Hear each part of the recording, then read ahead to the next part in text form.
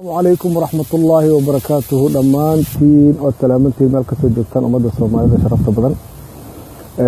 saaqi waxaan fariin kaga wadaa gabar garooba oo muxuu ahaa guurdoon ah dhibaatooyin badan soo martay taariikh aad u fog leh gabadhan waxay fariinta u dirsanaysaa dhammaan umada Soomaaliyeed meel kasta ay joogaan gabadhan waxay tiri yaraanteedii gurku waa iga halaabay oo saddex nin oo ajnabi ah ayaa ay afduubtay oo isugu jira Faransiis, Talyaani iyo muxuu ahaa Ingiriis waxay tiri caruur kala duwan bay iga dhaleen kadibna waxay tiri sidan ula rafaadayay dhibaatadoodii Ilaahay subhanahu wa ta'ala iga dul qaaday oo waxay tiri waan ka xoroobay caruurtii ay iga dhaleen saddex kamid ah horay u ka haysteen kadib waxay tiri nin Soomaaliyeed baan guursaday ninkii Soomaaliyeed waxay tiri nin wanaagsan buu ahaa muddo isqabnay ninkii markaan muddo isqabnay waxay tiri calafkeena dhamaado waan kala tagnay kadibna waxay tiri haddana waxa dhacday inaan nin kale Soomaaliyeed guursado asagana waxay tiri waa iga dhintay ayadoo waxay tiri aan sidaas ahay ayaa nin kale Soomaaliyeed waxay tiri afduub igu guursaday muddo fog buu qabay inkastoo nin wanaagsan ahaa waxay tiri aad iyo aad u dhaqaalay jiray kadibna waxay tiri caruurteydii kuwa lala tagay ma kuwa kala ku kacay odageydii markaas iga eriyay walaadan hooyadeen qabin hayga eriyayna waxay tiri nin kalena iima keenin keegina way dhaafiyeen muddo waxay tiri sidaas markaan ahaa waxaan bilaabay haddana qodbasiro inaan niman ku guursado si suuq madooba oo aan saxahay waxay tiri muddan sidaas ku soo jiray gabadhu maanta tirisay qurux badan oo soo socota insha Allah ta'ala oo idin la wadaagi doono waxayna ku safay doontaa ninka hore sida uu ahaa marka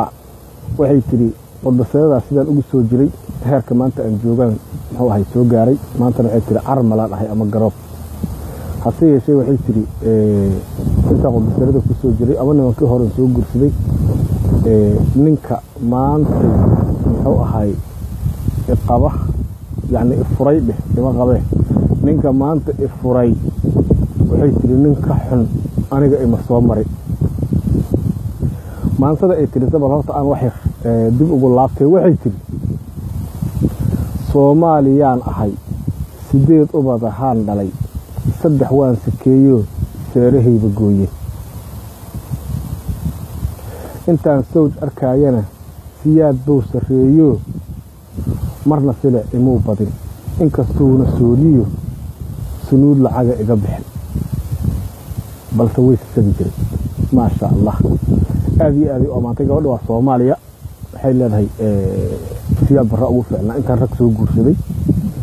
in wanaagsan oo ahaa inkastuuna muxuu ahay marka hore si maartay caadiya uu ku guursado afduubay haddana waxay leedahay nin wanaagsan buu ahaa waxay tiri dadka waxa iigu daran oo la yaabana maantada waxa ku jirtay sideed ubad ahaan dhalamina waa sidaawil midka ay wali sido waxa la yiraahdaa maxuu ahay hirshabeelle haday dhal rabtaa ninka mar dhaweed ay kala tageen urkaas u leedahay waxay tiri marka waxa jirta ninka waxay tiri ugu dambeeyay hadda aan urka u leeyahay saddex dalaaqare ugu furay laakiin wali qiil raaftiga ku jira ninka xun oo soo maray sababtuna waxay tahay tiri intii aan qodbasira ku soo guursaday iyo intii aan sida caadiga u guursadaba iyo intii afduubto waxaan kala kulmin baan kala kulmay waxaan idin maxayisi waxay tiri nimankii ajaanibta ahaa ee caruurteydii la tagay shalana kufsiga iyo awoodda igu guursaday buuba saaxiib leeyahay waxay tiri wuxuu sameeyay saaxiibkaas kala noqday hadda uga qarsado waxba igama halaabeen waxay tiri intuu booqday oo dhulkoodii ugu tagay buuba wuxuu ku yiri islaantayda kufsigaad kufsateen waad ku saxnaydeen caruurtaad ka boobteen waad ku saxnaydeen inta hartayna waxaan rabaa inaan ku soo wareejiyo wax la yaab leh waxay tiri marka hadda waan kala tagnay saddex dalaaqo ugu furay laakiin waxay tiri culimadu ku meereysanaya markaas uu leeyahay wax qiila ma leh anigana waxay tiri hoos buu iga dhaaranaya wuxuu leeyahay nin aad guurso kartan aniga ahayd ma jiro sababtoo ah waxba ii harsan saddex dalaaqa mar bay naga wada dhacday waxa weeye qiil baa harsan hal baa laga soo qaadaya laba laga soo qaadaya ma dhaqaaqi kartid kala uur baad leedahayba hirshabeelle aad dhalaysta kadibna aniga de ninkaagii aniguna waxay leedahay wax qiila uma hayo war waxay leedahay ummadda Soomaaliyeed ay soo gaareen garoob baan ahay waan qurux badnahay wali ninka i guursanaya wuxuu ahay nin wanaagsan waa inuu noqdaa laakiin ninkaas muxuu ahaa sida xun ila dhaqmay hadduu ii awood sheegtay mar labaad muxuu ahaa oo ku guuleystay inuu haddana dib ii guursado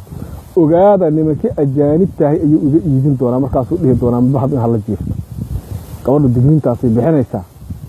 walaalayaalow waxa weeye waxaan jeclaan lahaa inaad aqbashaan muxuu ahaa codsiga ay idin soo dirtay nin wanaagsanna gabadhaas loo raadiyo muxuu ahaa lana dhaqaaleeyo insha allahu tacaalana cadowgeedii caruurta ka qaatay ninaan la saaxiibay ninkaas uu noqdo